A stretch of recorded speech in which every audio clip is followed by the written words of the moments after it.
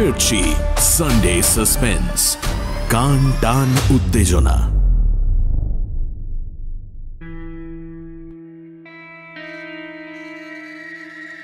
ডাক্তারি জীবনে বহু রোগীর সংস্পর্শে আসতে হয়েছে আমাকে। বিচিত্র মন, বিচিত্র চরিত্রের মানুষ দেখেছি। তাই এখন আর নতুন কোনো রোগী আমার মনে তেমন প্রভাব বিস্তার করতে পারে না।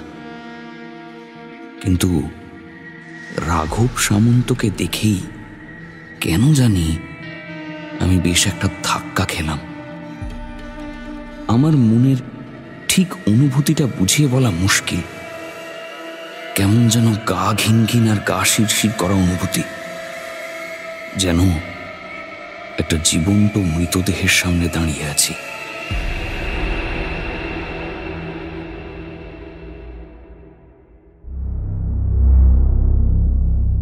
বাংলা সাহিত্যের রোমাঞ্চকর কিছু গল্প দিয়ে সাজানো আমাদের এই বিশেষ নিবেদন সানডে সাসপেন্স। আজ শুনবেন মঞ্জিল সেনের লেখা পিশাচ। 1926 সালে ঢাকা জেলার বিক্রমপুরের হাসারায় জন্ম মঞ্জিল সেনের। সব ধরনের উপন্যাস গল্প লিখলেও রহস্য, রোমাঞ্চ, ভৌতিক গল্পের কাহিনীকার হিসেবে তিনি মূলত জনপ্রিয়। বক্সিং ছিল তার প্রিয় খেলা। 1990-91-তে গোরাচাঁদ গ্রন্থের জন্য তিনি জাতীয় পুরস্কার পান। পেয়েছেন আরও পুরস্কার, যার মধ্যে বিশেষ উল্লেখযোগ্য বিদ্যাসাগর পুরস্কার। এই গল্পটি আমরা নিয়েছি বুকফার্ম থেকে প্রকাশিত মঞ্জিল সেনের ভয় সমগ্র এই বইটি থেকে। গল্প পাঠে ঋতব্রত, মুখ্য ভূমিকায় অংশুমান পাল। শুরু হচ্ছে পিশাচ।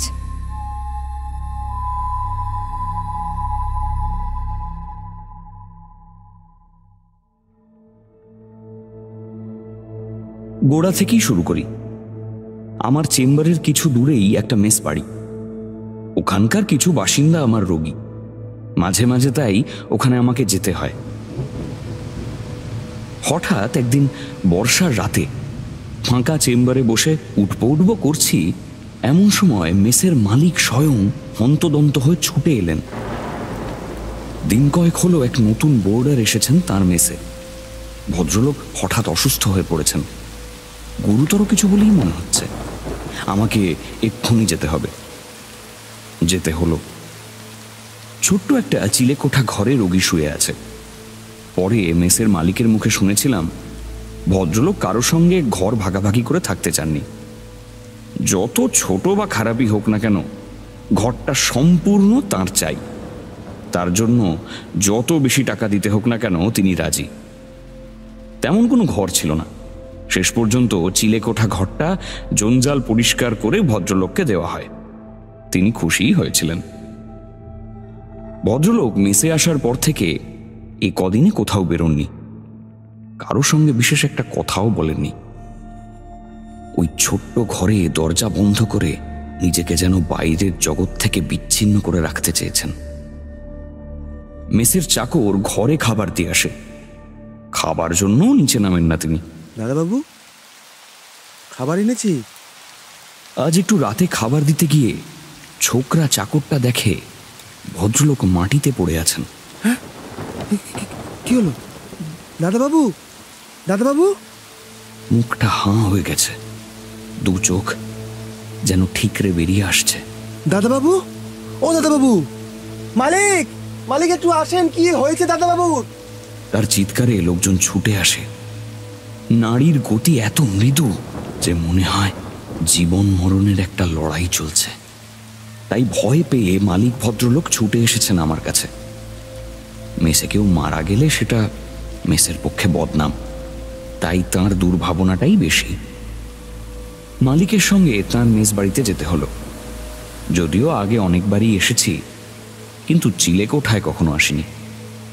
সত্যি এক চিলতে ঘর। তক্তপোষে বিছানার উপর যিনি শুয়ে আছেন তাকে দেখে আমি চমকে উঠলাম। সারা শরীরে কেমন একটা শিহরণ বয়ে গেল।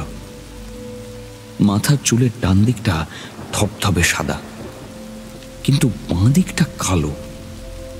মুখে অসংখ্য বলি রেখা। অথচ আমার মনে হলো ভদ্রলোককে যত বুড়ো দেখাচ্ছে তত বুড়ো তিনি নন। অকালে বুড়িয়ে গেছেন। গায়ের রং ফ্যাকাশে, যেন কেউ রক্ত শুষে নিয়েছে। কেমন যেন একটা মৃত্যুর গন্ধ। নিঃশ্বাস বন্ধ হয়ে আসে। ভদ্রলোকের শরীর বেশ ঠান্ডা হয়ে গিয়েছিল। তাকে পরীক্ষা করে আমি কিন্তু রোগটা কি তা ঠিক বুঝতে পারলাম না। প্রথমে ভেবেছিলাম হার্ট অ্যাটাক, কিন্তু ব্লাড প্রেশার স্বাভাবিক। নিজের বুদ্ধি আর অভিজ্ঞতায় মনে হলো ওসব ব্যাপার নয়। যাই হোক, তখনকার মতো চাঙ্গা করে তুলবার মতো ওষুধপত্রের ব্যবস্থা করলাম। ভদ্রলোক পরদিনই খাড়া হয়ে উঠলেন। আমি একটু অবাকই হলাম। আগের রাত্রে অমন একটা অবস্থার পর এত তাড়াতাড়ি তিনি সামলে উঠবেন এ আমি আশাই করিনি। যাই হোক, পরদিন তাকে দেখতে যেতেই তিনি আমাকে বসতে বললেন। বসুন। আমি লক্ষ্য করলাম ভদ্রলোকের চোখের সাদা অংশটা একটু প্রকট, চাউনিতে কেমন একটা অস্থিরতা। আমাকে তিনি এক দৃষ্টে লক্ষ্য করছেন দেখে আমার অস্বস্তি হতে লাগলো। সেটা কাটাবার জন্যে আমি তাকে পরীক্ষা করতে শুরু করলাম। সব কিছুই স্বাভাবিক। আপনি ডাক্তার? প্রশ্নটা শুনে আমি থতমত খেলাম। আমার গলায় স্টেথোস্কোপ, হাতে ব্লাড প্রেশার মাপার যন্ত্র। এতক্ষণ যত্ন করে পরীক্ষা করলাম, তারপরেও অমন প্রশ্নের কারণ কি হতে পারে? ভদ্রলোক নিজেও বোধহয় প্রশ্নটার অসারতা বুঝতে পেরেছিলেন, তাই বললেন, মানে আমিও একসময় ডাক্তার হবার স্বপ্ন দেখতাম, বছর 3 পড়েও ছিলাম। তাই নাকি? আমি এবার কৌতূহল নিয়ে তাকালাম। ছেড়ে দিলেন কেন? ছাড়তে হলো, সে অনেক কথা। ভদ্রলোক হঠাৎ আমাদের কথায় ছেদ টানতে চাইলেন। আমি ইঙ্গিতটা বুঝে ও প্রসঙ্গ নিয়ে আর এগোলাম না। এ ঘটনার দিন 3 পর ভদ্রলোক হঠাৎ আমার চেম্বারে এসে হাজির হলেন। নমস্কার ডক্টর ব্যানার্জি। বর্ষার রাত, সেদিনও চেম্বার বন্ধ করে উঠপো করছিলাম। ভদ্রলোককে দেখে মোটেই খুশি হলাম না আমি। কেন তা অবশ্য জানি না। ভদ্রলোক এটা ওটা কথার পর আমার সম্বন্ধে নানান প্রশ্ন করতে লাগলেন। কোন মেডিকেল কলেজ থেকে পাশ করেছি, কোন কোন প্রফেসরের কাছে পড়েছি, আমার পরিচিতদের মধ্যে কারা ডাক্তার হিসেবে নাম করেছেন, এইসব ব্যক্তিগত প্রশ্ন। বলা বাহুল্য, আমি বিরক্তিই বোধ করছিলাম। হঠাৎ ভদ্রলোক জিজ্ঞেস করলেন, আচ্ছা, ডাক্তার অনাথ চৌধুরী নামে কাউকে চেনেন? ডাক্তার অনাথ চৌধুরী? আমি বেশ অবাক হয়েই বললাম, তিনি তো প্রথম সারির একজন সার্জন। চিনতেন নাকি আপনি তাকে? হ্যাঁ, এক সময় আমার সঙ্গে তার খুবই জানাশোনা ছিল। কিন্তু ওর বয়স তো আপনার মতো হয়নি।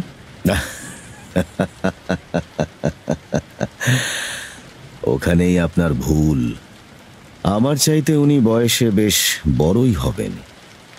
আমার শরীর ভেঙে পড়েছে তাই বেশি বয়স দেখায়, নয়তো আমারও এক সময় জোয়ান চেহারা ছিল। হ্যাঁ, বেশ ভালো রকমই জোয়ান চেহারা ছিল আমার। আমার দৃষ্টিতে বোধহয় অবিশ্বাসের ছাপ ফুটে উঠেছিল। তা লক্ষ্য করে ভদ্রলোক বললেন, না না, আমি আপনাকে ধোঁকা দিচ্ছি না। তারপরই একটু মুচকি হেসে বললেন, আচ্ছা বেশ, যদি অনাথ চৌধুরীর সঙ্গে দেখা হয় তবে জিজ্ঞাসা করবেন রাঘব সামন্তর স্বাস্থ্য কেমন ছিল। বলেই হাহা করে হেসে উঠলেন। বিশ্রী হাসি। আমার কেমন যেন অস্বস্তি হতে লাগলো। রাত হয়ে যাচ্ছে বলে উঠে পড়লাম।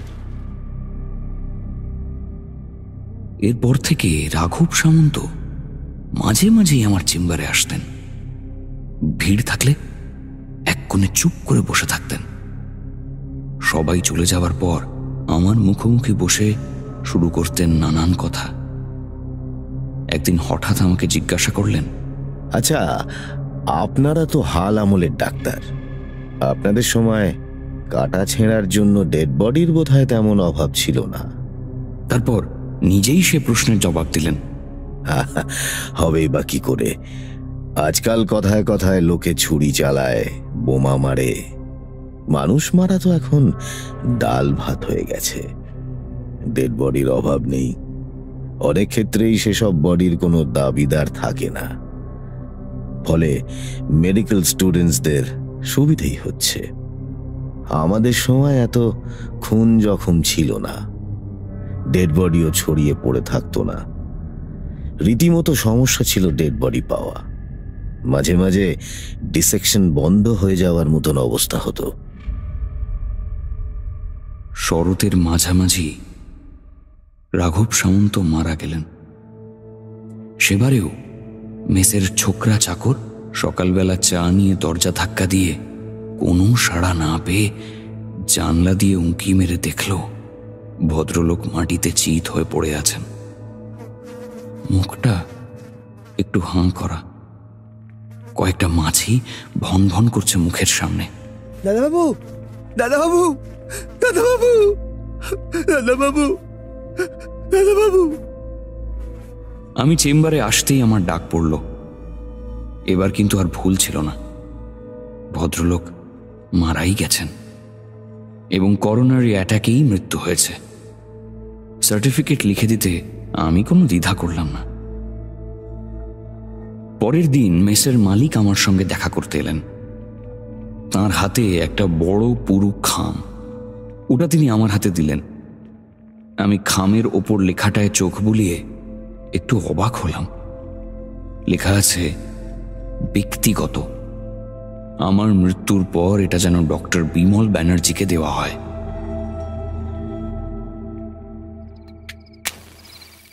রাতে বাড়ি ফিরে আমি একটা সিগারেট ধরিয়ে খামটা খুললাম। আমার স্ত্রী সুষমা দিন কয়েকের জন্য বাপের বাড়ি গেছে। আমি একা। প্রথমেই একটা চিঠি। প্রিয় ডাক্তার ব্যানার্জি, আপনি হয়তো ভেবে অবাক হচ্ছেন এত লোক থাকতে আপনাকেই কেন আমার জবানবন্দি শোনাবার জন্য বেছে নিলাম। আসলে সত্যিই আমি একদিন ডাক্তার হতে চেয়েছিলাম।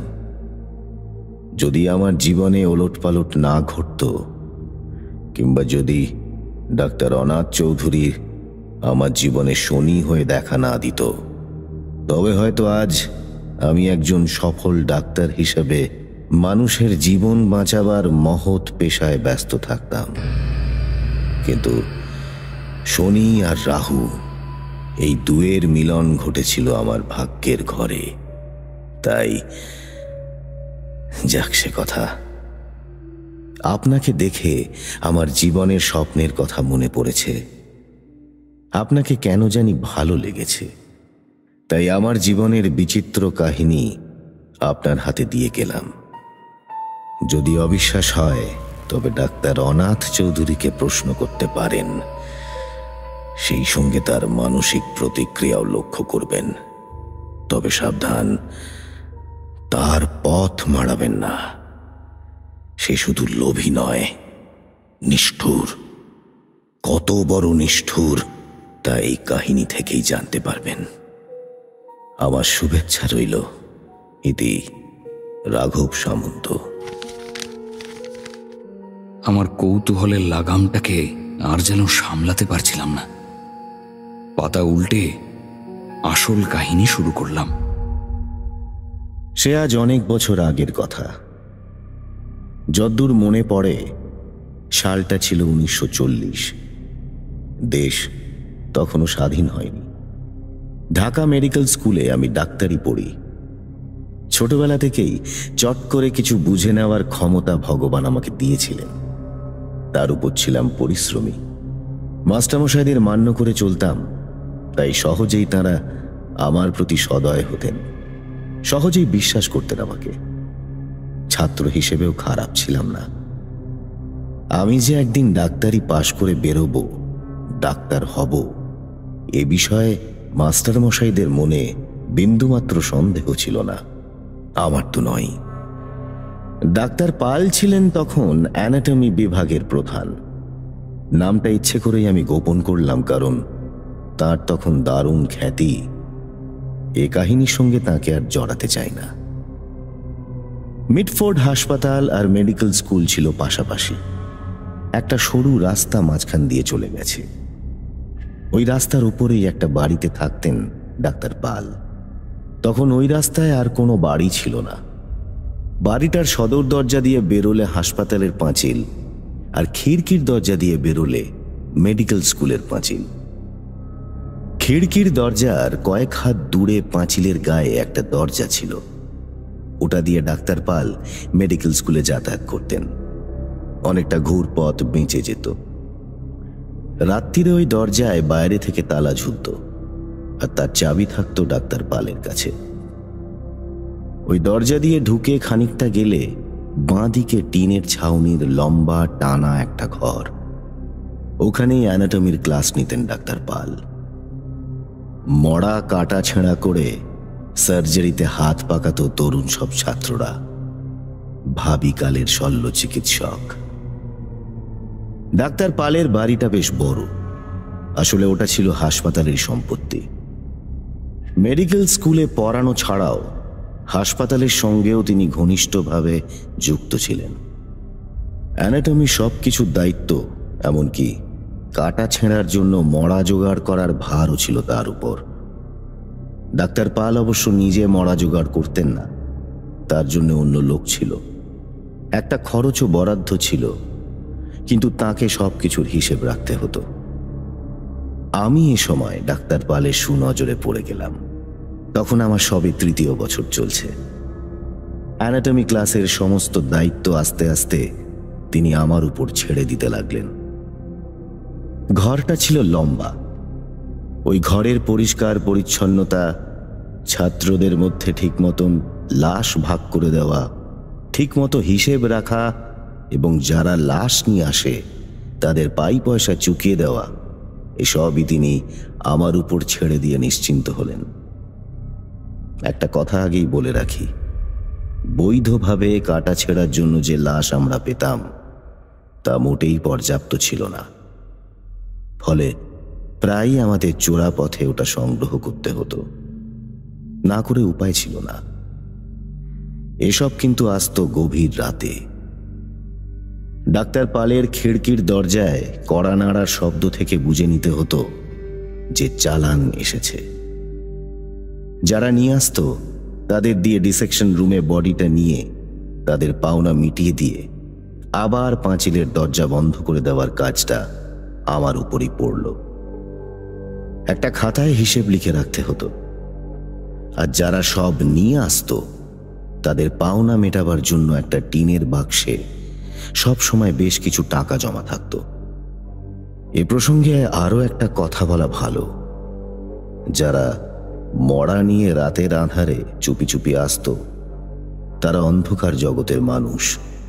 খুন, রাহাজানি এসবই তাদের পেশা।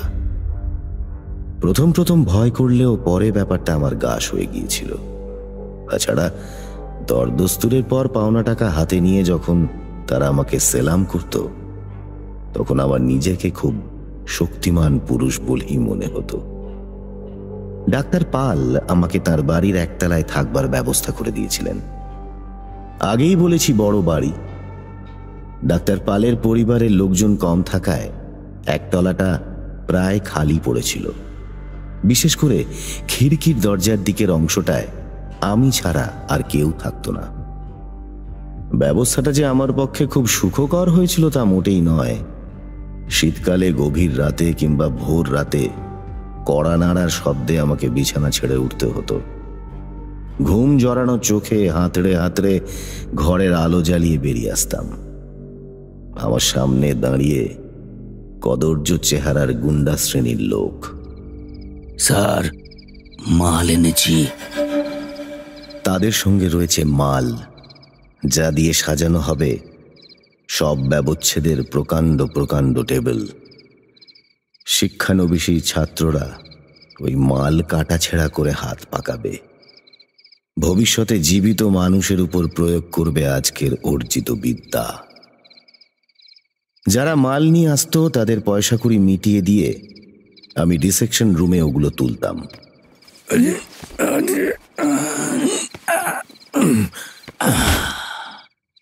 তারপর ওরা চলে গেলে একা কিছুক্ষণ থাকতে হতো আমাকে ওই ঘরে, যেখানে সাজানো রয়েছে পাশাপাশি মৃতদেহ আর বিরাজ করছে একটা অস্বাভাবিক নিস্তব্ধতা, হয়তোবা কবরের নিস্তব্ধতা।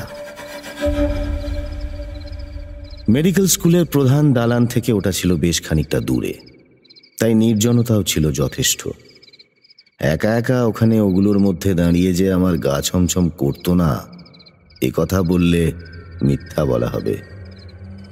মনে হতো ওরা যেন সব আমাকে লক্ষ্য করছে।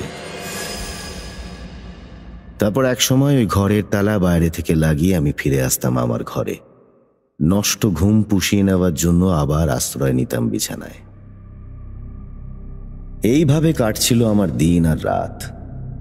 সাধারণ চোখে আমার তখনকার জীবন মোটেই হিংসা করার মতন মনে না হলেও মেডিকেল ছাত্রদের কাছে কিন্তু আমি হিংসার পাত্র হয়ে দাঁড়িয়েছিলাম।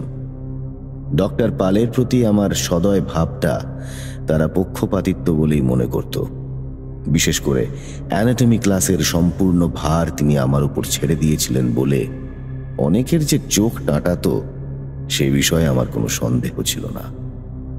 কাটা ছেঁড়ার জন্য তাদের মধ্যে লাশ ভাগ করে দেওয়ার ব্যাপারে আমি যে একটু মাতব্বরি করতাম না, কিংবা যারা এ ব্যাপারে আমার অনুগ্রহ প্রার্থী ছিল তাদের প্রশ্রয় দিতাম না, এই কথা বললে মিথ্যে বলা হবে। এ ধরনের জীবনে মানুষ স্বার্থপর হয়ে ওঠে এবং নিজের ছাড়া অপরের ভালোর ব্যাপারে একেবারেই মাথা ঘামায় না বলেই আমার বিশ্বাস। আমার অভিজ্ঞতাও তাই বলে। ডাক্তার পালের অনুগ্রহ ভাজন হওয়ার ফলে আমার নিজের আখেরটা গুছিয়ে নেওয়ার কথা ভাবতে শুরু করেছিলাম। বিবেকহীন উচ্চাকাঙ্ক্ষী এক যুবক।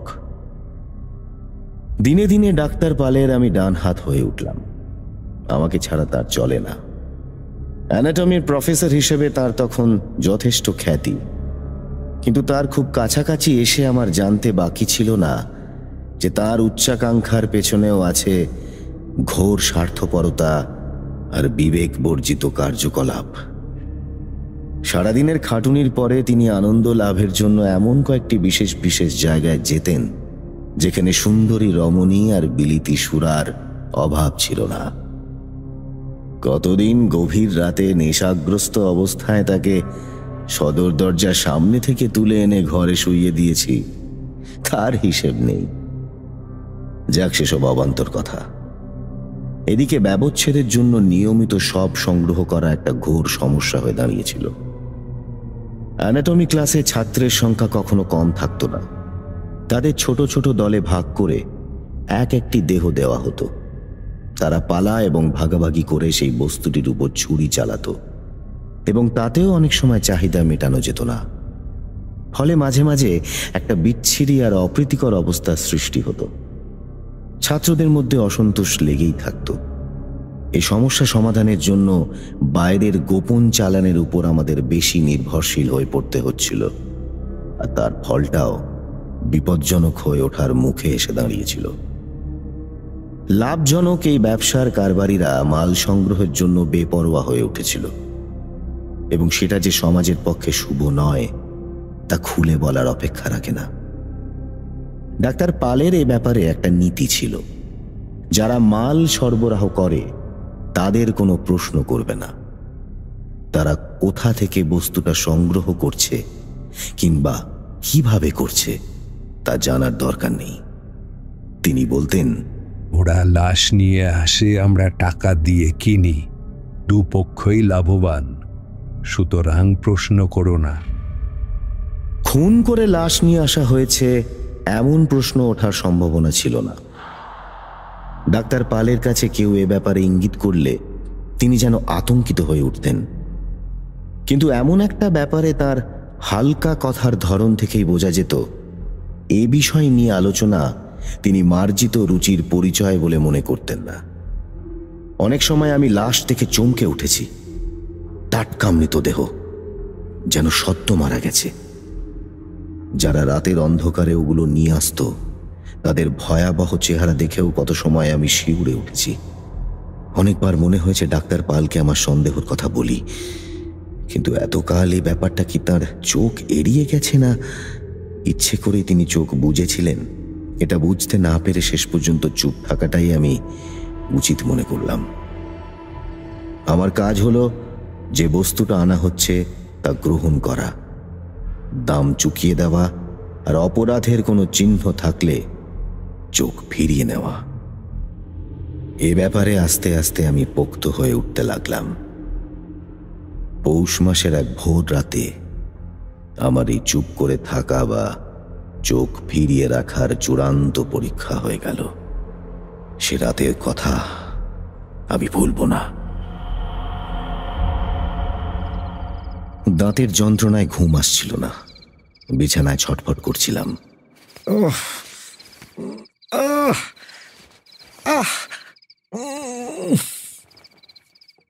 রাত 2টোর পর একটু তন্দ্রা এলো।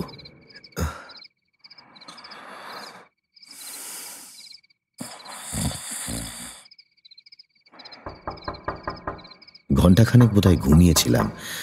বেশ কয়েকবার কড়া নাড়ার শব্দে ঘুম ভেঙে গেল। যে বা যারা কড়া নাড়ছে বেশ অসহিষ্ণু হয়ে উঠেছে। আকাশে চাঁদের পাতলা আলো, শীতের রাতের হিমেল হাওয়া, সারা শহর ঘুমিয়ে। যারা এসেছিল তারা একটু দেরি করেই এসেছে, কিন্তু চলে যাবার জন্য ব্যস্ত হয়ে উঠেছে। ঘুমে আমার চোখ ভেঙে আসছিল। কোনো মতে দরজা খুলে তাদের সামনে দাঁড়ালাম। ঘুমের ঘোর তখনও কাটেনি। মনে হলো ওরা যেন গজগজ করছে।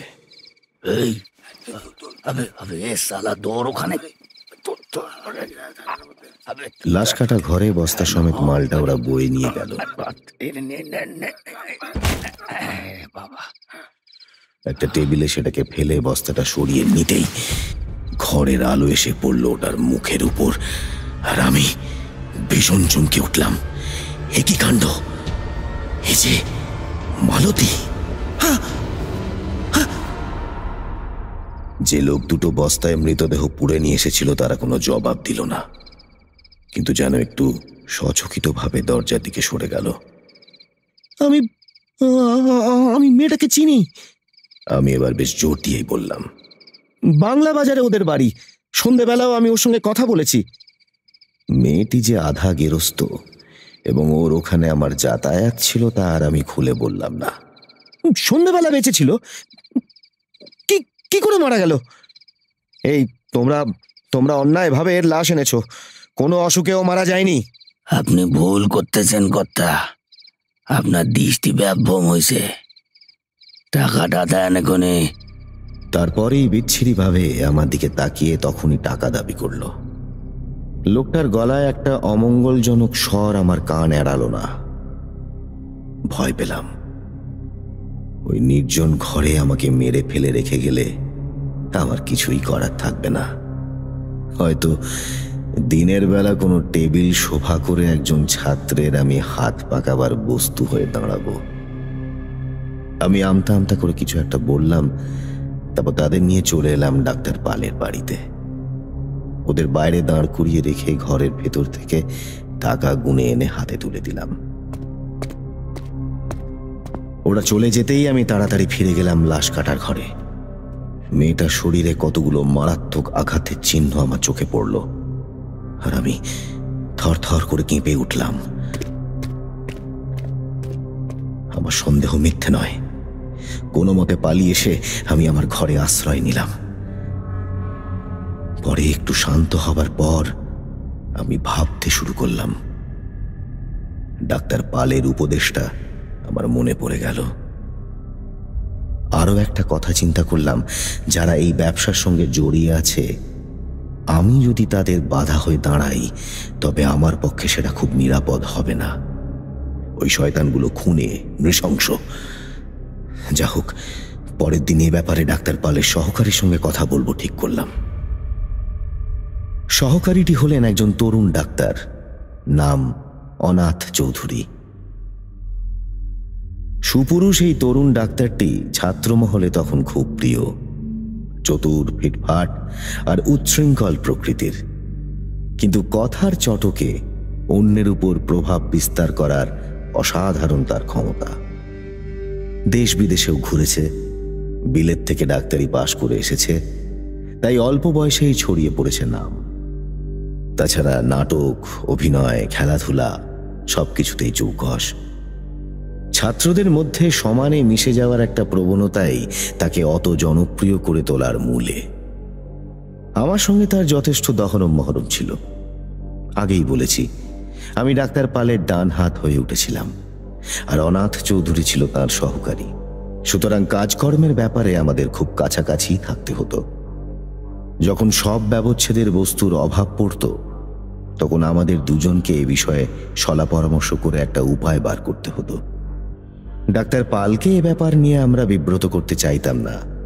তিনি আকারে ইঙ্গিতে আমাদের বুঝিয়ে দিয়েছিলেন যে এই সামান্য ব্যাপারে তাকে যেন আমরা বিরক্ত না করি। সেদিন ডক্টর অনাথ চৌধুরী একটু আগেই হাসপাতালে এসেছিল। আমি তাকে রাতের ঘটনা বললাম। আমার সন্দেহের কথা জানাতেও ভুল করলাম না।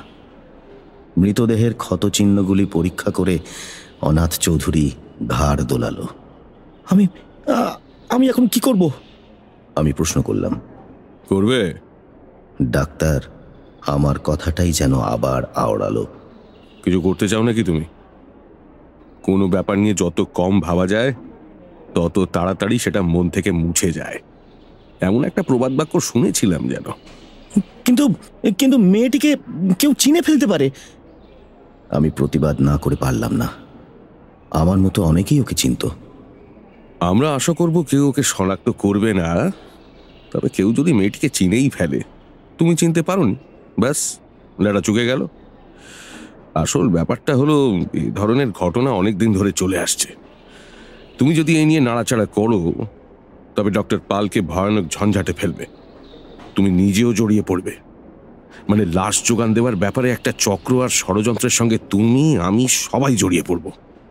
যদি আদালতে সাক্ষীর কাঠগড়ায় আমাদের দাঁড়াতে হয়, তবে জেরার মুখে কি অবস্থা হবে আমাদের। তাছাড়া কাগজে কাগজে ফলাও করে সবকিছু ছাপা হলে কি চোখে লোকে আমাদের দেখবে, সেটাও ভেবে দেখতে হবে।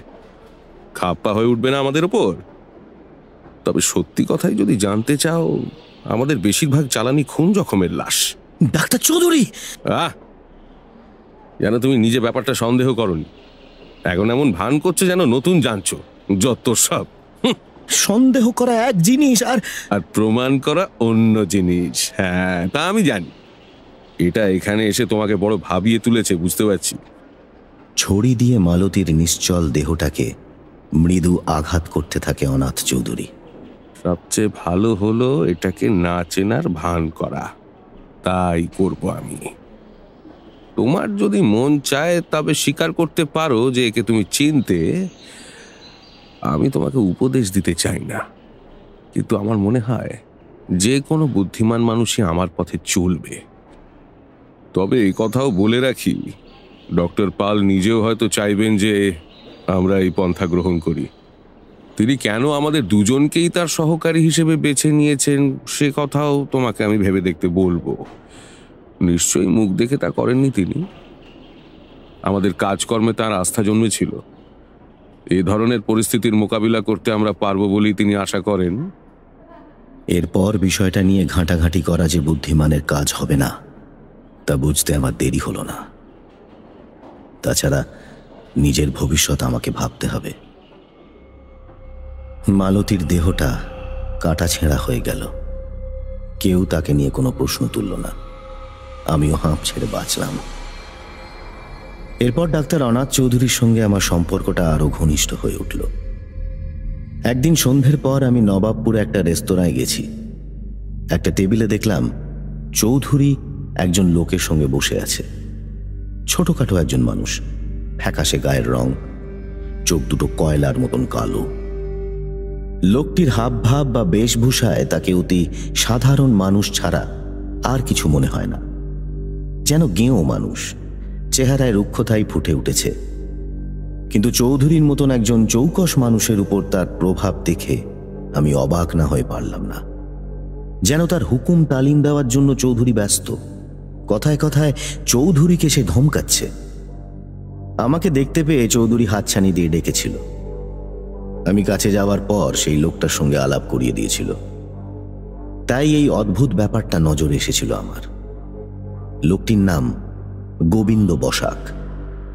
তার সম্বন্ধে অবশ্য কিছু চৌধুরী খুলে বলল না।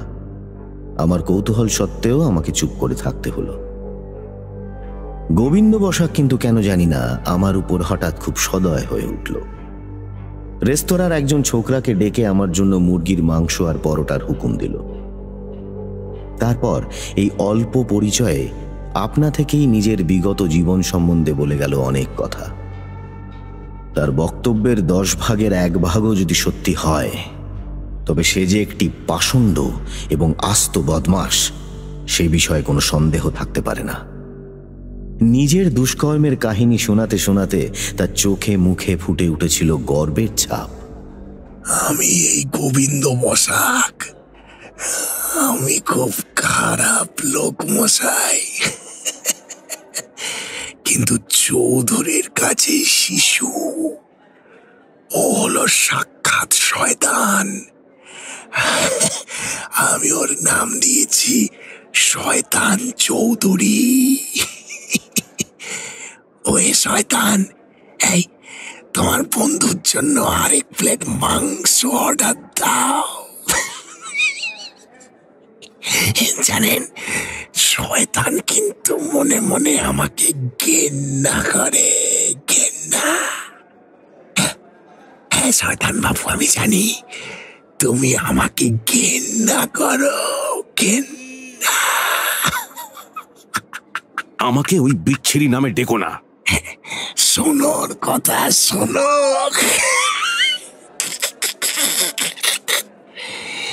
চুরি মারামারি দেখেছেন? আমার সমস্ত শরীরে ছুরির কপ বসাতে পারলে ও খুশি হবে, খুশি। আমি মন্তব্য না করে পারলাম না। আমরা যারা ডাক্তারি পড়ছি তাদের অন্য উপায় আছে। আমরা যাকে পছন্দ করি না তাকে ফালা ফালা করে কাটাছেঁড়া করি। চৌধুরী মুখ তুলে আমার দিকে তাকালো। ওর দু চোখে একটা অদ্ভুত দৃষ্টি। বেশ খানিকক্ষণ আমরা ওই রেস্তোরাঁয় কাটালাম। বসাক নিজেও কয়েকবার এটা ওটা খাবারের অর্ডার দিল। চৌধুরীকেও সমানে হুকুম করল মুখরোচক খাবার অর্ডার দেওয়ার জন্য। মাঝখান থেকে আমার ভুরিভোজটা ভালোই হলো। আমরা যখন উঠবো করছি, রেস্তোরাঁ ছোকরাটি মোটা একটা বিল এনে আমাদের টেবিলে রাখল। ওটাতে চোখ না বুলিয়েই বসাক আঙুলের টোকা মেরে ওটা চৌধুরীর দিকে ঠেলে দিল। আমি দেখলাম চৌধুরীর মুখটা যেন কেমন হয়ে গেল। প্রচন্ড রাগ আর বাধ্যতা, এই দুই পরস্পর বিরোধী অভিব্যক্তি ফুটে উঠল তার মুখে। অতগুলো টাকা ওকে একা দিতে হবে এটা যেন সে বরদাস্ত করতে পারছে না, কিন্তু প্রতিবাদ করার সাহস নেই। সেদিন ফিরতে একটু রাতই হলো। চৌধুরী আর বসাক ধরল এক রাস্তা আর আমি অন্য রাস্তা। পরদিন চৌধুরী ক্লাসে কিংবা হাসপাতালে এলো না। আমি মনে মনে হাসলাম। গতকাল রাত্রিরের টাকার শোক ও এখনো ভুলতে পারেনি, কিংবা হয়তো গোবিন্দ বসাকের সঙ্গে কোথাও ঘুরে বেড়াচ্ছে। গোবিন্দ বসাক যেভাবে ওকে হুকুম করছিল, হুকুম তামিল হতে একটু দেরি হলে তিরিক্ষি মেজাজ করছিল, তা থেকে আমি ধরে নিয়েছিলাম ভেতরে কোনো ব্যাপার আছে। হয়তো চৌধুরীর কোনো কুকীর্তির কথা বসাক জানে, তাই চৌধুরীকে সবসময় তটস্থ থাকতে হয়। সেদিন সন্ধ্যের পর আমি আবার ওদের দুজনের খোঁজে গতকাল রাত্রিরে রেস্তোরাঁয় হানা দিলাম, কিন্তু ওদের দেখতে পেলাম না। আরো কয়েকটা শৌখিন রেস্তোরাঁয় উঁকি মেরে দেখলাম ওরা নেই। আমি আর রাত করলাম না, ফিরে এলাম। ভোর রাত 4টের সময় সুপরিচিত সেই কড়া নাড়ার শব্দে আমার ঘুম ভেঙে গেল।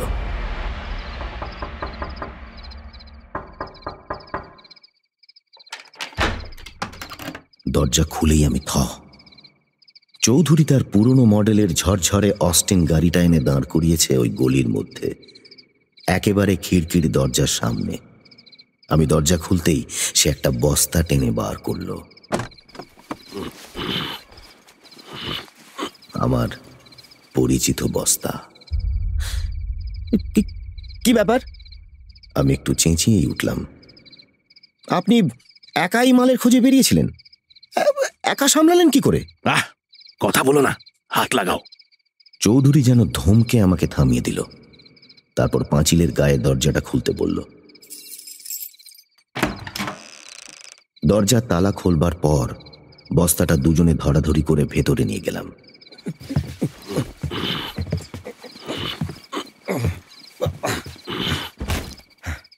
অ্যানাটমি ক্লাসটা ওই দরজা দিয়ে ঢুকে বাঁদিকে, প্রায় পাঁচিল ঘেঁষে এবং অন্যান্য দালান থেকে বেশ দূরে। তবে পাঁচিলের গায়ের ওই দরজা দিয়ে ঢুকলে ডাক্তার পালের খিড়কি থেকে তেমন একটা দূর নয়। সব দিক বিবেচনা করেই বোধহয় ওই বাড়িটা অ্যানাটমি প্রধানের জন্য বরাদ্দ করা হয়েছিল। বস্তাটা টেবিলের উপর রাখার পর চৌধুরী চলে যাবার জন্য ফিরল। তারপর একটু ইতস্তত করে আমার দিকে তাকিয়ে বলল, তুমি বরং মুখটা একবার দেখে নাও। হ্যাঁ, মুখটা তুমি একবার দেখেই নাও। যেন নিজের মনের সঙ্গে যুদ্ধ করে কথাটা সে বলল। কিন্তু কোথায় এটা পেলেন? কেমন করে? কখন? মুখের দিকে তাকাও। আমার কেমন যেন ভয় করতে লাগলো। ডক্টর চৌধুরী অমন কেন করছেন? আমি একবার তার মুখের দিকে আর একবার বস্তাটার দিকে তাকাতে লাগলাম। তারপর এক সময় বস্তাটা কাঁচি দিয়ে কেটে ফেলতেই টেবিলের উপর যে নগ্ন দেহটা আমার চোখের সামনে জেগে উঠল, সেটা দেখে আমি আঁতকে উঠলাম। আগের রাতে যার সঙ্গে বসে খানা পিনা আর গল্প করেছি, সেই গোবিন্দ পোশাকের লাশ আমার সামনে। চোখ দুটো আধবোজা, মুখে যেন একটা বিকৃত হাসি, বিভৎস সে দৃশ্য। আমি চৌধুরীর দিকে চোখ তুলে তাকাতে পারছিলাম না। আতঙ্কে আমার হাত পা ঠান্ডা হয়ে আসছিল। চৌধুরী পেছন থেকে এসে আমার কাঁধে একটা হাত শক্তভাবে রেখে বলল, কমলনাথকে মাথাটা দিও। কমলনাথ আমারই মতন একজন ছাত্র। ব্যবচ্ছেদের জন্য একটা মাথা অনেকদিন ধরেও দাবি করে আসছে। আমি কোনো জবাব দিতে পারলাম না। খুনি ডাক্তার আবার বলল, এবার লেনদেনের ব্যাপারটায় আসা যাক। মালের জন্য তোমাকে কত টাকা দিতে হবে, তোমার হিসেবপত্র ঠিক রাখতে হবে তো? আমি কোনো মতে আমার ভাষা খুঁজে পেলাম। বললাম, টাকা দিতে হবে? এর জন্য আপনাকে টাকা দিতে হবে? নিশ্চয়ই। আমি এমনিতে তোমাকে একটা মাল দিতে পারি না, আর তুমিও বিনামূল্যে ওটা নিতে পারো না। আমাদের দুজনের পক্ষেই সেটা সন্দেহজনক ব্যাপার হয়ে দাঁড়াবে। ভালো কথা, টাকা পয়সা কোথায় থাকে?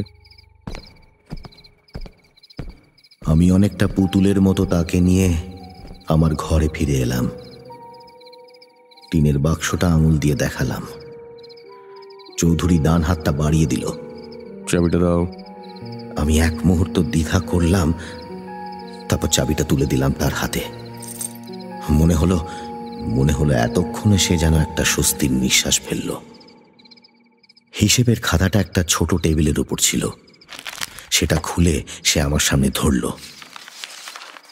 তারপর চাবি দিয়ে টিনের বাক্সটা খুলে মালের দাম বাবদ যা হওয়া উচিত তা বার করে বলল, পাওনা টাকা তুমি মিটিয়ে দিলে। এটা হলো তোমার উপর যে বিশ্বাস আশা করা যায় তার মর্যাদা তুমি রেখেছ। তোমার নিরাপত্তার প্রথম সিঁড়ি হলো এটা। এবার দ্বিতীয় ধাপ তোমাকে পার করতে হবে। খরচাটা হিসেবের খাতায় লিখে নাও সামন্ত। শয়তানও তারপর তোমার মাথার চুল ছুঁতে পারবে না। পরের কয়েক মুহূর্ত আমার মনের মধ্যে যেন একটা ঝড় বয়ে গেল। স্বার্থপর এবং উচ্চাভিলাষী হলেও তখনও পর্যন্ত বিবেক একেবারে বর্জন করিনি। কিন্তু সেই মুহূর্তে চৌধুরীর প্রস্তাবে রাজি না হওয়ার মতন মনের জোর আমার ছিল না। তাছাড়া তার কথা না শুনলে আমি ভয়ানক বিপদে পড়ব এমন একটা সূক্ষ্ম অনুভূতি আমাকে সাবধান করে দিল। খাতায় লেনদেনের হিসেবটা লিখে ফেললাম। চমৎকার। পুরস্কারের টাকাটা তোমারই পাওয়া উচিত সামন্ত। আমার পাওনা আমি পেয়ে গেছি। ও হ্যাঁ, একটা কথা খেয়াল রেখো সামন্ত, সংসারে কোনো মানুষের হাতে হঠাৎ যদি কিছু টাকা এসে পড়ে, তোমাকে এ কথা বলছি বলে অবশ্য কিছু মনে করো না, মানে এসব ক্ষেত্রে একটা আচরণবিধি মেনে চলার নিয়ম আছে। খানা পিনা, নতুন নতুন জিনিসপত্র কেনা, পুরনো দেনা শোধ করা, এসবের ধার পাশ দিয়েও যেতে নেই। তা করলেই পাড়া পড়শি, চেনা জানা মানুষ সন্দেহ করতে শুরু করবে। কোথা থেকে টাকা আসছে? যত ইচ্ছে ধার করো, কিন্তু কখনো ধার দিও না। ডাক্তার চৌধুরী, আপনাকে অনুগ্রহ করার জন্য আমি গলায় ফাঁসির দড়ি পড়লাম। আমাকে অনুগ্রহ করার জন্য? অনাথ চৌধুরী গলা থেকে যেন ব্যঙ্গ ঝরে পড়ল। বেশ মজার কথা বলেছ তো। আমি তো দেখতে পাচ্ছি তুমি নিজেকে বাঁচাবার জন্য আমার কথা মতো কাজ করেছো। ধরো আমি যদি ঝামেলায় পড়ি, তুমি কি রেহাই পাবে ভেবেছ? আজকের এই ছোট্ট দ্বিতীয় ঘটনাটি প্রথম ঘটনাস্রোতেরই একটি গতি। গোবিন্দ বসাক হলো মালতীর অবিচ্ছিন্ন ধারাবাহিকতা। শুরু করে তুমি থামতে পারো না, শুরু করেছো কি তোমাকে চালিয়ে যেতে হবে, এর মাঝামাঝি কোনো পথ নেই। আমার চোখের সামনে সবকিছু যেন অন্ধকার হয়ে এলো। একটা ভয়ানক ষড়যন্ত্রের কবলে আমি পড়েছি, যার থেকে উদ্ধারের দ্বিতীয় কোনো পথ নেই। হায় ভগবান, আমি কি এমন অন্যায় করেছি যার জন্য আমাকে এমন মূল্য গুনতে হচ্ছে? শুরুই বা আমি কখন করলাম? কি ছেলে মানুষই করছো সামন্ত? কি ক্ষতি হয়েছে তোমার? তুমি যদি মুখ না খোলো তবে কি ক্ষতি বা হতে পারে তোমার? জীবন সম্বন্ধে কোনো ধারণাই তোমার নেই দেখছি। পৃথিবীতে দু ধরনের মানুষ আছে, সিংহ আর মেষ শাবক। যদি তুমি মেষ শাবক হও তবে আর 5টা মরার মতো ওই লাশ কাটা ঘরের টেবিলে তোমার স্থান হবে। যদি সিংহ হও তবে আমার, ডক্টর পালের কিংবা পৃথিবীর সাহসী পুরুষদের মতো গাড়ি চাপবে, জীবনটা উপভোগ করবে। বুঝেছো বোকারাম? প্রথম ধাক্কাতেই তুমি টাল সামলাতে পারছো না। তুমি ভাগ্যবান বলেই ডক্টর পালের সুনজরে পড়েছো, তা ভেবে দেখেছো কি? সূত্রগুলো তুমি ঠান্ডা মাথায় ঠিক ঠিক অনুসরণ করবে, এটাই তিনি আশা করেন তোমার কাছে। আর এই কথাও তোমায় আজ বলে রাখছি, আজ থেকে 3 দিন পরে আজকের কথা ভেবে তুমি নিজেই লজ্জা পাবে, আমি বাজি রাখতে পারি।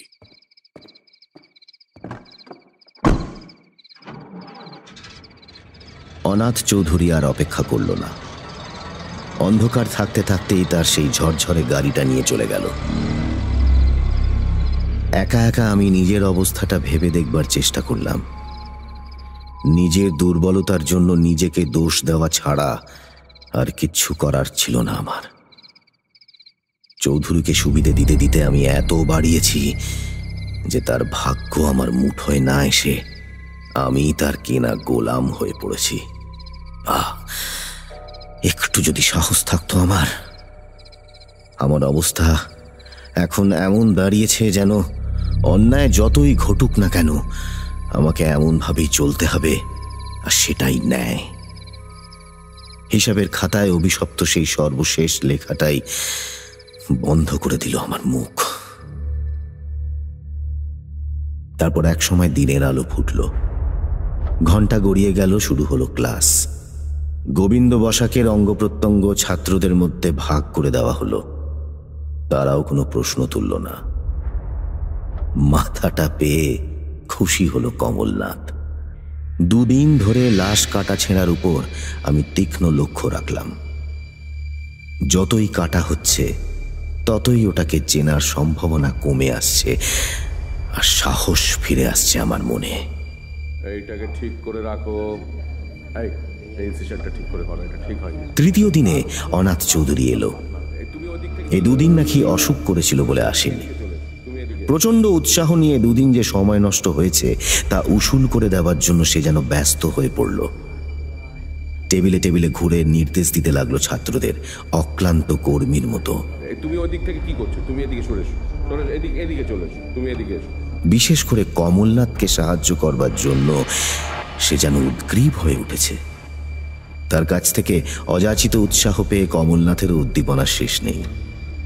নানান কোণ থেকে গোবিন্দ বসাকের মাথাটায় ছুরি চালিয়ে হাত পাকাতে লাগলো সে। এইখানে একটা ওয়াই কাট করো দেখি, এটা দেখতে পাচ্ছ? এটা কি বলে বলো তো? সপ্তাহটা শেষ হওয়ার আগেই চৌধুরীর ভবিষ্যৎবাণী ফলে গেল। আমি ভয় কাটিয়ে উঠলাম, মনে মনে একটা গর্ব অনুভব করতে লাগলাম। চৌধুরীর কথা মতো সিংহের দলেই আমি ভিড়েছি। চৌধুরীর সঙ্গে ক্লাসে দেখা হয়, কিন্তু সেই রাতের ঘটনা নিয়ে আমরা কেউ উচ্চবাচ্য করি না, যেন একটা অলিখিত চুক্তি হয়েছে আমাদের মধ্যে। কিন্তু ঘটনাচক্রে আবার আমাদের খুব কাছাকাছি আসতে হলো। মাল সরবরাহে হঠাৎ টান পড়ল, অ্যানাটমি ক্লাস প্রায় বন্ধ, ছাত্রদের মধ্যে দেখা দিল মৃদু অসন্তোষ। ডাক্তার পাল উদ্বিগ্ন হলেন। তিনি আমাকে আর চৌধুরীকে ডেকে এ ব্যাপারে তার দুশ্চিন্তার কথা জানালেন। ঠিকমতো মাল না পাওয়া গেলে ছাত্রদের পক্ষে কাটাছেঁড়া করা অসম্ভব। তার কাছ থেকে কর্তৃপক্ষ কৈফিয়ত চেয়ে বসবেন। আমাদের তিনি এ ব্যাপারে তৎপর হতে বললেন। আমরাও চিন্তিত হয়েছিলাম। আসলে পুলিশ সে সময় কিছু একটা ঘটনায় বেশ কিছু গুন্ডাকে আটক করেছিল, ফলেই এই অচলাবস্থা। আমি আর চৌধুরী সলা পরামর্শ করতে লাগলাম, একটা উপায় আমাদের বের করতে হবে। ঠিক এই সময় শহর ছাড়িয়ে বেশ কিছুটা দূরে একটা খুব পুরনো কবরখানার খবর এলো আমাদের কাছে। ওটা চারপাশে নাকি জঙ্গল, অনেকটা পরিত্যক্ত। খুব কাছের গাঁয়ের কিছু পুরনো মানুষ ছাড়া ওটা এখন আর কেউ ব্যবহার করে না। একটা নতুন কবরখানা হয়েছে অন্যদিকে, সেখানেই যায়। শুধু পুরনো মানুষেরা ভাবপ্রবণতার খাতিরে হোক কিংবা পূর্বপুরুষদের স্মৃতির সম্মানেই হোক, ওটাকে এখনো ছাড়তে পারেনি। আরও যে খবরটা আমাদের কাছে এলো তা হলো খালেদ মিয়া নামে এক বুড়ো চাষির কম বয়সী বউ বাচ্চা হতে গিয়ে মারা গেছে। মাত্র গতকালই তাকে ওই কবরখানায় সমাধিস্থ করা হয়েছে। আমি আর চৌধুরী পরামর্শ করলাম, এই সুযোগ হাতছাড়া করা চলবে না। সেদিনই সন্ধ্যের পর চৌধুরীর ঝরঝরে গাড়িতে আমরা বেরিয়ে পড়লাম। শহর ছাড়িয়ে বেশ অনেকটা দূরে সেই কবরখানা। ওখানে পৌঁছে কাজ শেষ করে আবার ফিরে আসতে আসতে অনেক রাত হয়ে যাবে। শহরের শেষ সীমানায় চৌধুরী গাড়ি থামিয়ে একটু অন্ধকার দেখে রাস্তার পাশে গাড়ি রাখল। পেছনের আসনে পায়ের কাছে ছিল শাবল আর কোদাল, আর ছিল চটের বস্তা। যাতে কারো চোখে না পড়ে তাই অন্ধকারে গাড়িটা রাখল চৌধুরী। আমরা একটা হোটেলে ঢুকলাম।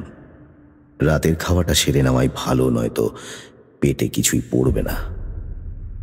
মাংস আর পরোটার অর্ডার দিয়ে চৌধুরী পকেটে হাত ঢোকালো। তারপর এক মুঠো টাকা বার করে আমার হাতে গুঁজে বলল, সামন্ত, সেদিন আমার সঙ্গে সহযোগিতা করার জন্য এই সামান্য উপহারটুকু গ্রহণ করো। আমি টাকাটা পকেটে পুরে নিলাম। আপনি একজন দার্শনিক, আপনি ঠিকই বলেছিলেন। 3 দিন পর ওই ব্যাপারটা নিয়ে আমি আর মাথা ঘামাইনি। আপনার সঙ্গে ঘনিষ্ঠতা না হওয়া পর্যন্ত আমি একটা বুদ্ধ ছিলাম। আপনি আর ডাক্তার পাল, আপনারাই আমাকে সত্যিকারের মানুষ বানিয়ে ছাড়বেন। ভগবানকে ধন্যবাদ, আপনাদের নজরে পড়েছিলাম। আর বলতে, মানুষ তোমাকে না বানিয়ে আমরা ছাড়বো না। আর তাই যদি বলো, সেদিন আমার পাশে দাঁড়াবার জন্য একজন সাহসী মানুষই আমার দরকার ছিল। প্রকাণ্ড চেহারার অনেক মানুষই ওই দৃশ্য দেখে মূর্ছা যেত, কিন্তু তোমার বেলায় তা হয়নি। তুমি মাথা ঠিক রেখেছিলে। আমি লক্ষ্য করছিলাম তোমাকে। মাথা কেন ঠিক রাখবো না? ওটা আমার কাছে কোনো ব্যাপার নয়। তাছাড়া আপনাকে সাহায্য করার জন্য আপনি চিরকাল আমার প্রতি কৃতজ্ঞ থাকবেন, সেটাও তো কম কথা নয়। আমার মনে হলো চৌধুরীর কপাল যেন কুঁচকে গেল। চোখ দুটো ছোট ছোট করে তাকালো আমার দিকে। কিন্তু আমি ততক্ষণে বাচাল হয়ে উঠেছি। গলায় অহংকার ফুটিয়ে বললাম, আসল কথা হলো ভয় না পাওয়ার। ফাঁসি কাটে আমি ঝুলতে চাই না, একথা সত্যি, কিন্তু সবসময় ন্যায় পথে চলবে, ভগবানে বিশ্বাস রাখবে, এসব আদর্শের বুলি আমার কাছে উপহাস বলেই মনে হয়। আপনার আমার মতো সাহসী মানুষদের জন্যই তো এই জগৎ। হ্যাঁ,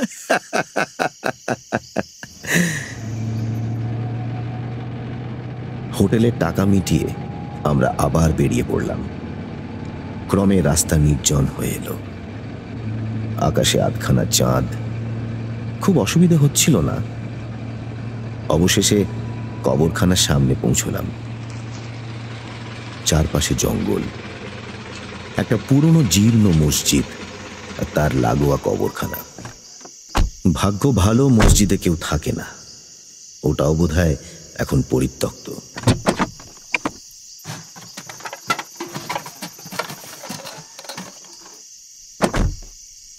গাড়িটা সুবিধে মতো জায়গায় রেখে আমরা গাড়ি থেকে দরকারি জিনিসপত্র বের করলাম। একটা টর্চ, একটা লণ্ঠন, শাবল আর কোদাল। আধখানা চাঁদের আলো যেন এক ভুতুড়ে পরিবেশ সৃষ্টি করেছে। টু শব্দটি নেই, চারিদিকে কবরের নিস্তব্ধতা।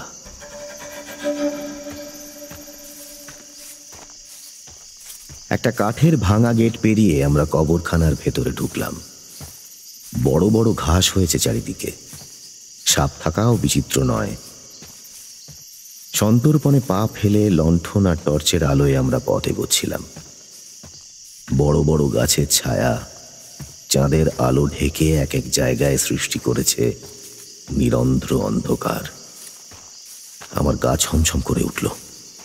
মনে হলো যেন সারি সারি কবরের তলা থেকে চিরনিদ্রিত মৃতদেহগুলি আমাদের এই গোপন অভিসার লক্ষ্য করছে। আমরা তাদের শান্তিতে বাধার সৃষ্টি করেছি, অবৈধভাবে প্রবেশ করেছি তাদের সংরক্ষিত এলাকায়, সেটা তারা পছন্দ করছে না। চৌধুরীর দিকে তাকিয়ে দেখলাম সে কিন্তু নির্বিকার। আবার আমার সাহস ফিরে এলো। নতুন কবরটা খুঁজে বের করতে বেগ পেতে হলো না। বেশিরভাগই বড় বড় ঘাসে ঢাকা পড়েছে, কিন্তু এটা সদ্য তৈরি, তাই ঘাস পরিষ্কার করা হয়েছে, সহজেই চোখে পড়ে। দেখি সরুন, এখান থেকেই শুরু করি। লণ্ঠনটা মাটিতে রেখে আমরা দুজনে মাটি কোপাতে শুরু করলাম।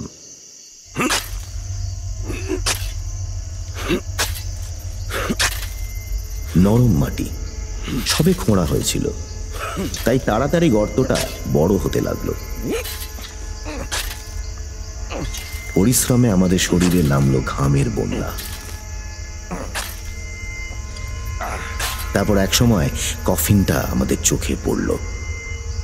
খুব সাবধানে চারপাশে গর্ত করে কফিনের দুদিক শক্ত মুঠোয় ধরে ওটাকে আমরা মাটির উপর রাখলাম।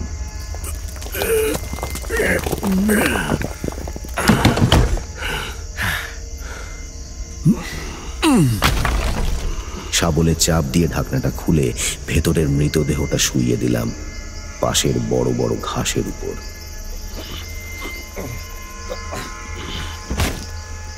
অল্প বয়সী বউয়ের মৃতদেহ, তেমন ভারী নয়।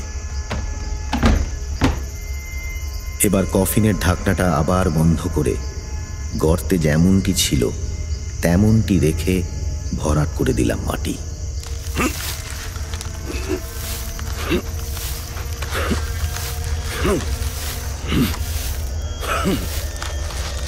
আমাদের কুকীর্তির প্রমাণ আমরা রাখতে চাই না।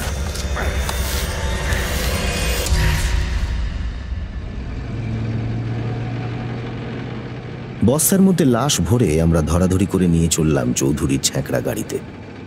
পেছন দিকে পায়ের কাছে বস্তাটা রাখা হলো। যন্ত্রপাতি, লণ্ঠন সব নিয়ে এসে আমরা ফিরে চললাম। এত সহজেই একটা লাশ পাওয়া গেছে বা জোগাড় করতে পেরেছি ভেবে মন উৎফুল্ল হয়ে উঠেছিল।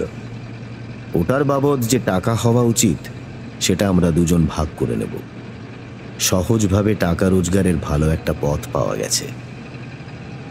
চৌধুরী গাড়ি চালাতে চালাতে কুৎসিত একটা রসিকতা করল। দুজনেই হেসে উঠলাম। এরকম সুন্দরী বউ কাটতেও মজা, বুঝলে সামন্ত?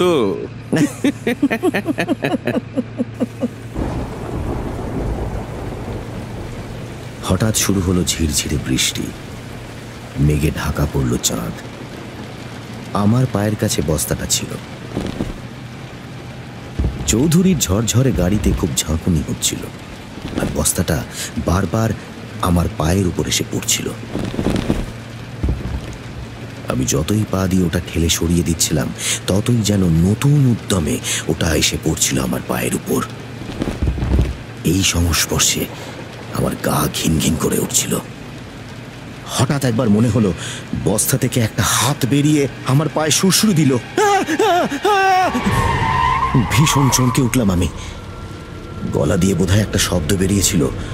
চৌধুরী গাড়ি থামিয়ে আমার দিকে ফিরে বলল, কি হলো? চেঁচিয়ে উঠলে কেন?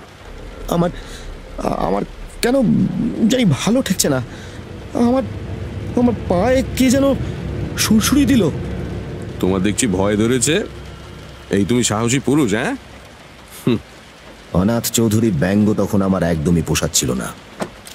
গাড়ি থামিয়েও নেমে এলো। বৃষ্টির বেগটা বেড়েছে। হঠাৎ কোথা থেকে কতগুলো কুকুর আমাদের চারপাশে ডাকতে লাগলো।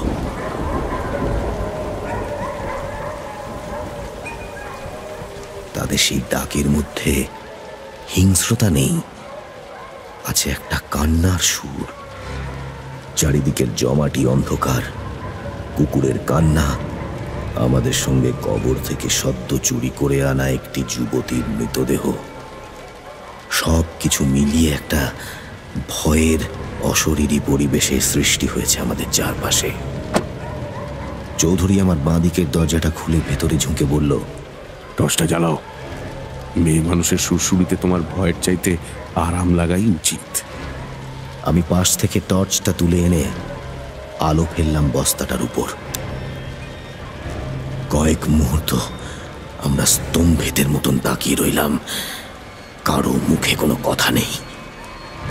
সত্যিই বস্তা থেকে একটা হাত বেরিয়ে এসেছে, কিন্তু সেটা রমণীর কোমল হাত নয়, একটা লোমশ হাত। একটা ভয়ানক আতঙ্ক আমার বুকে যেন পাষাণের মতন চেপে বসেছে। এটা এটা কার হাত? মেয়ে মানুষের হাত নয়। কিন্তু আমরা তো মেয়ে মানুষের লাশই কবর থেকে তুলে এনেছি। আরে বাবা, আলোটা আরেকটু উঁচু করে ধরো, মুখটা আমি দেখতে চাই। আমি টর্চের আলোটা বস্তার মুখের কাছে ধরলাম। চৌধুরী এক টানে ওটা সরিয়ে দিতেই একটা মুখ বেরিয়ে পড়ল। দাড়ি কামানো একটা মুখ, চোখ দুটো খোলা, গভীর কালো দু চোখের তারা, মুখে যেন ব্যঙ্গের হাসি, আমাদের উপহাস করছে। রাতের নিস্তব্ধতা খান খান করে দিল আমাদের দুজনের আতঙ্কিত চিৎকার। চৌধুরী এক লাফে সরে গেল। আমি কেমন করে ডান দিকের দরজা খুলে লাফ মেরেছিলাম আমি জানি না। অন্ধকারে শক্ত মাটিতে আছড়ে পড়ে হাত পা ছড়ে গেল, কিন্তু আমার তখন কোনো দিকে ভ্রুক্ষেপ নেই। দিক বিদিক জ্ঞান হারিয়ে আমি ছুটছি তো ছুটছি।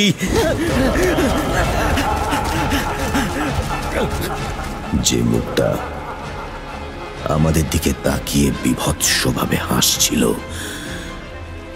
সেটা গোবিন্দ বসাকের মুখ,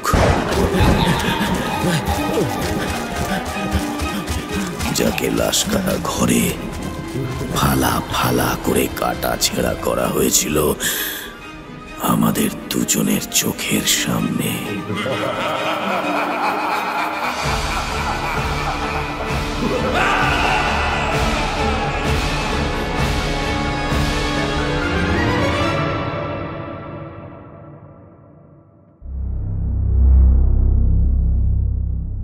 সানডে সাসপেন্সে আজ শুনছিলেন মঞ্জিল সেনের পিশাচ। বিভিন্ন ভূমিকায় ডক্টর ব্যানার্জি ঋতব্রত মুখার্জি, রাঘব সামন্ত অংশুমান পাল, অনাথ চৌধুরী দেবার্য ব্যানার্জি, গোবিন্দ বসাক অগ্নি, গুন্ডা সাক্ষ্য রায় এবং সঙ্গে মির্চি টিম। ধ্বনি পরিকল্পনা আবু সঙ্গীত রিচার্ড, কার্যনির্বাহী প্রযোজনা অরুণিমা দে, এডিট অ্যাসিস্ট্যান্স দেবার্ঘ, প্রচার অলঙ্করণ গ্রিনিং ট্রি, শব্দগ্রহণ ও পরিচালনা অভিজিৎ রায় মল্লিক, প্রচার সহায়তায় অর্ণব ও অভিজিৎ, সমগ্র পরিকল্পনা ও পরিচালনায় ইন্দ্রাণী। সানডে সাসপেন্স শুনতে আজই সাবস্ক্রাইব করুন আমাদের official YouTube channel youtube.com/mirchi Bangla বা ডাউনলোড করুন গানা অ্যাপ।